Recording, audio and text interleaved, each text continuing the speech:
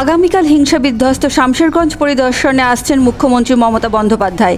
কিন্তু তার আগেই শামশেরগঞ্জের জাফরাবাদে খুন হওয়া হরগোবিন্দ দাস ও চন্দন দাসের বাড়ির ভাঙা দরজা পাল্টে নতুন দরজা লাগিয়ে দেওয়ার অভিযোগ পুলিশের বিরুদ্ধে।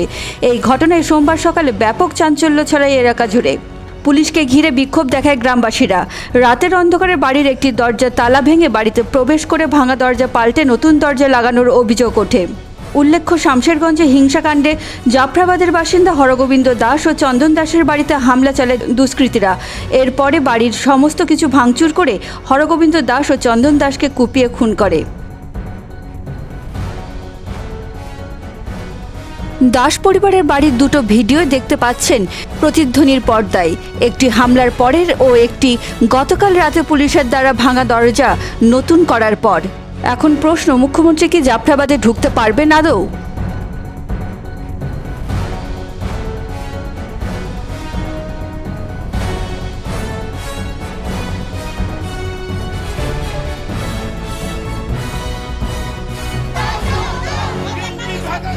চুরি হলো কেন?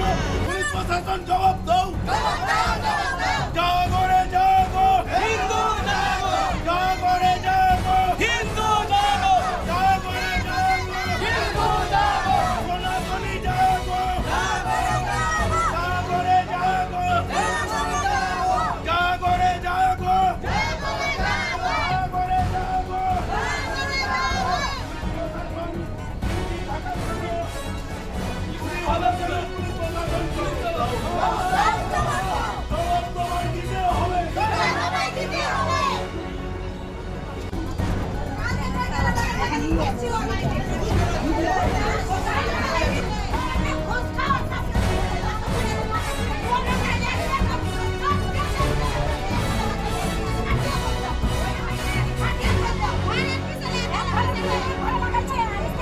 মৃত হরগোবিন্দ দাসের ছোট ছেলে ও চন্দন দাসের ভাই কি বলছেন শুনে নেব।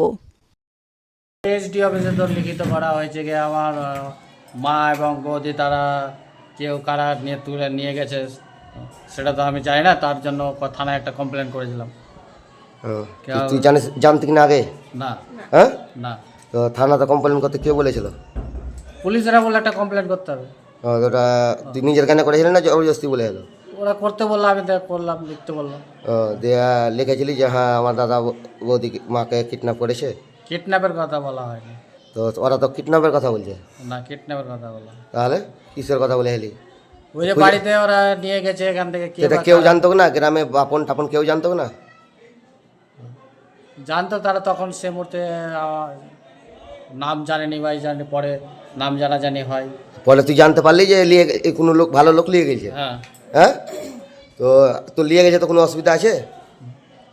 আমার অসুবিধা নেই, কিন্তু বাড়িতে আসতে হবে, এটাই যাই। হ্যাঁ, বাড়িতে আসতে হবে। তো থানাওয়ালা এখন কি বলছে? বাড়িতে গেট চেঞ্জ করেছে জবরদস্তি? না, গেট চেঞ্জ করেছে?